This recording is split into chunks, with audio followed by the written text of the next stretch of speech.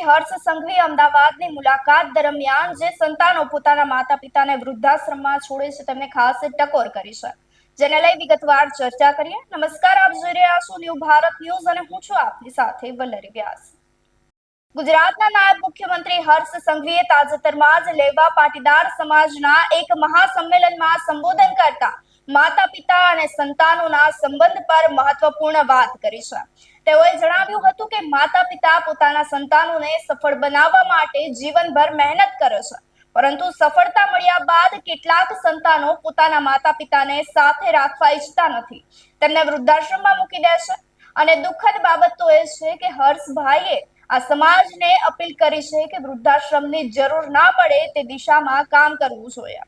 તેઓએ આધુનિક જીવનશૈલીમાં પરિવારના મૂલ્યો જાળવવાની જરૂરિયાત પર ભાર મૂક્યો હતો। આ સાથે જ પાટીદાર સમાજની સેવાભાવી ભૂમિકાની પ્રશંસા કરતા જણાવ્યું હતું કે આપત્તિ સમયે આ સમાજ 108ની જેમ સૌથી પહેલા મદદે પહોંચે છે। સ્કૂલ, હોસ્ટેલ અને હોસ્પિટલ દ્વારા સમાજે મોટી સેવા કરી છે, તેમજ સમાજને માતા પિતાના સન્માન અને પરિવારની એકતા જાળવવાની પણ અપીલ કરી હતી।